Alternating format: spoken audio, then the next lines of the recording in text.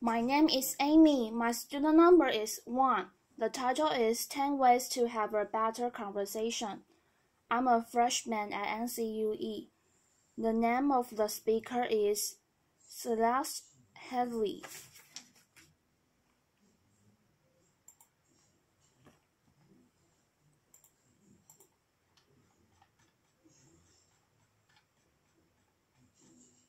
Alright, I want to see a show of hands. How many of you have unfriended someone on Facebook because they said something offensive about politics or religion, childcare, food, laughter? And how many of you know at least one person that you avoid because you just don't want to talk to them?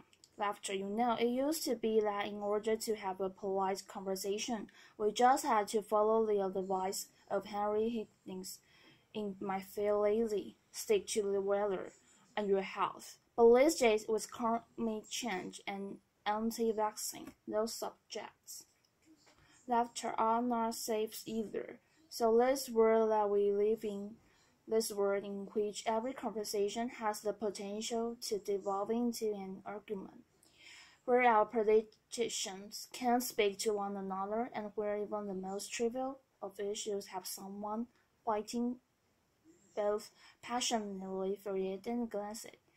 It's not normal. Pew Research did a study of 10,000 American adults, and they found that at this moment we are more polarized. We are more divided than we ever have been in history.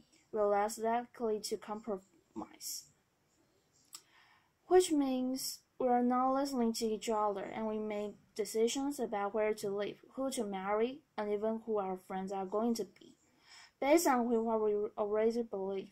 Again, that means we're not listening to each other. A conversation requires a balance between talking and listening, and somewhere along the way, we lost that balance.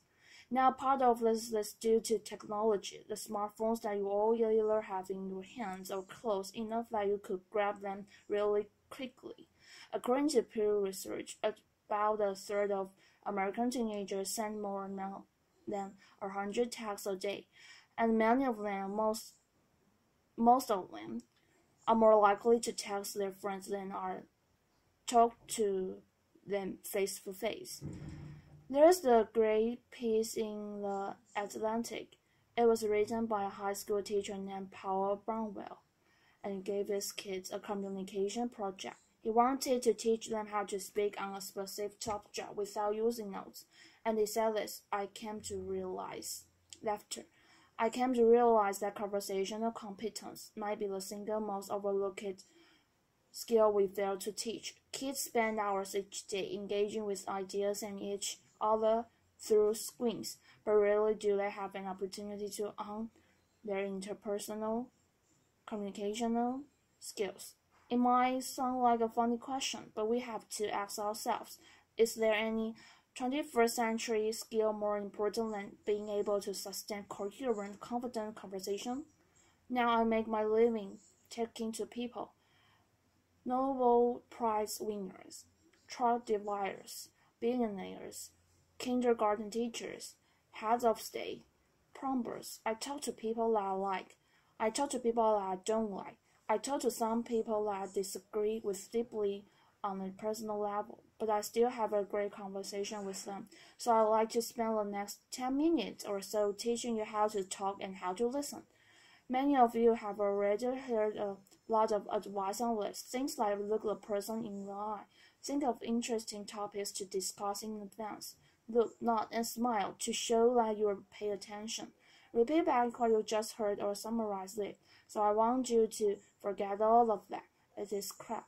Laughter. There's no reason to learn how to show your pay attention if you are in fact paying attention. Laughter. Applause. Now I actually use the exact same skills as a professional interviewers that I do in regular life. So I'm going to teach you how to interview people, and that's actually going to help you learn how to be better conversationalists. Learn to have a conversation without wasting your time, without getting bored, and please guard without offending anybody. We've all had really great conversation. We've had one before. We know what it's like.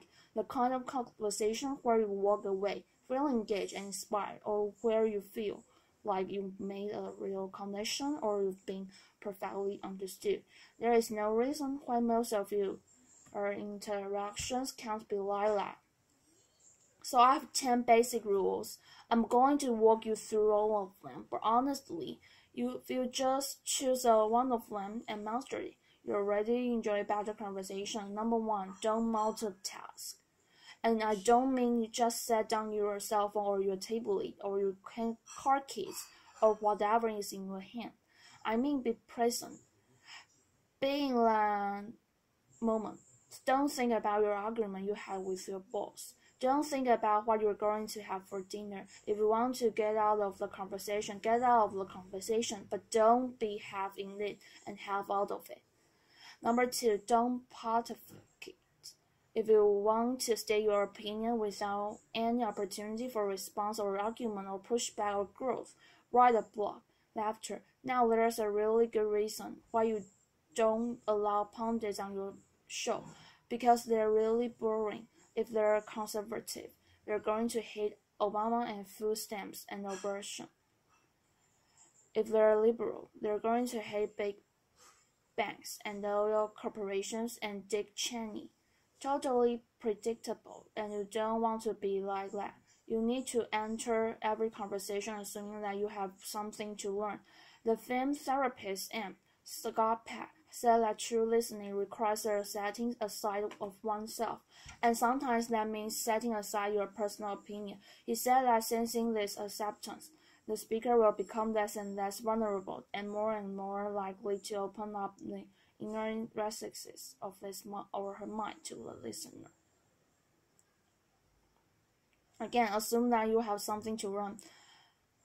Beyond everyone you will ever meet knows something that you don't.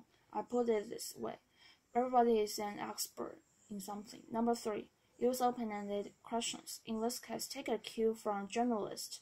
Start the questions with who, what, when, where, why, or how. If you put in a complicated question, you're going to get a simple answer out. If I ask you, were you terrified? You're going to respond to the most powerful word in that sentence, which is terrified. And the answer is yes, yeah, I was, or no, I wasn't. Were you angry? Yes, I was very angry. Let me describe it. They're the ones that knows. They'll try asking them things like, what was that like? How did that feel? Because then they might have to stop for a moment and think about it, and you're going to get a much more interesting response. Number 4, go with the flow.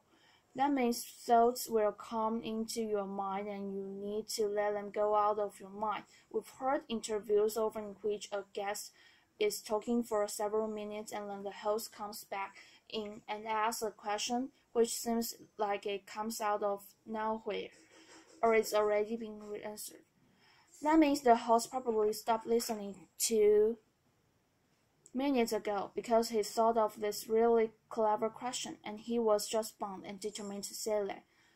And we do the exact same thing. We're sitting there having a conversation with someone, and then we remember that time that we met Hugh Jackman in a coffee shop. Laughter. And we start listening. Stories and ideas are going to come to you. You need to let them come and let them go.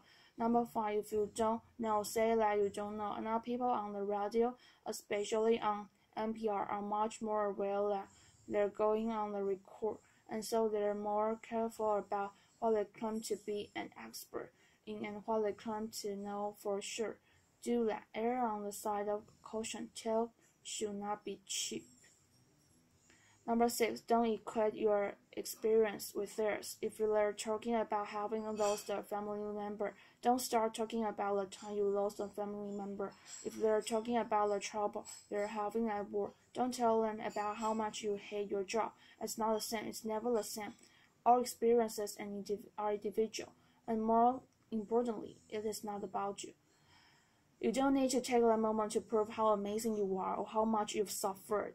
Somebody asked Stephen Hawking once what his IQ was, and he said, I have no idea. People who brag out their IQs are losers.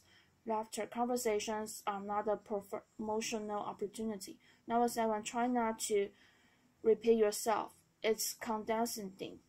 It's really boring, and we tend to do it a lot, especially in work conversation and in work conversations with our kids. We have a point to make, so we just keep rephrasing it over and over. Don't do that. Number 8, stay out of the weeds. Frankly, people don't care about their ears, the names, the dates, all those details that you are struggling to come up with in your mind. They don't care. What they care about is you. They care about what you're like, what you have in common, so forget the details. Leave them out. Number 9. This is not the last one, but it is the most important one. Listen, I cannot tell you how many really important people have said that listening is perhaps the the number one most important skill that you could develop. Buddha said, and I'm paraphrasing, if your mouth is open, you are not learning. And Calvin Coolidge said, no man ever listened his way out of a job. Laughter. Why do we not listen to each other? Number 1, we'd rather talk. When I'm talking, I'm in control. I don't have to hear anything I'm not interested in. I'm the center of attention. I can bolster my own identity. But there's another reason. We get distracted. The average person talks at about 225 words per minute.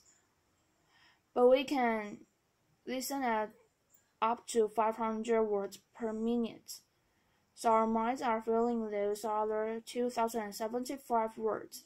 And look, I know it takes effort and energy to actually pay attention to someone, but if you can't do that, you are not in the conversation. You are just two people shouting out barely related sentences in the same place.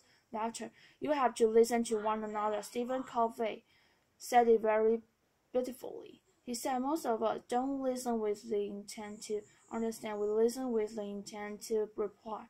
One more rule, number 10, and it's this one, be brief. A good conversation is like a miniskirt, short enough to retain interest, but long enough to cover the subject. My sister, laughter, applause. All of this boils down to the same basic concept, and this is one, be interested in other people.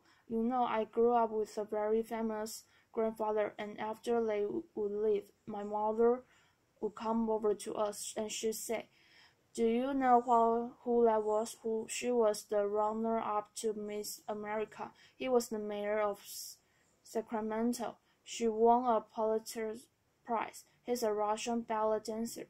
And I kind of grew up assuming everyone has some hidden amazing thing about them. And honestly, I think it was what makes me a better host. I keep my mouth shut as often as I probably can.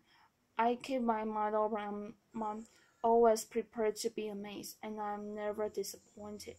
You do the same thing. Go out, talk to people, listen to people, and most importantly, be prepared to be amazed. Thanks. Applause.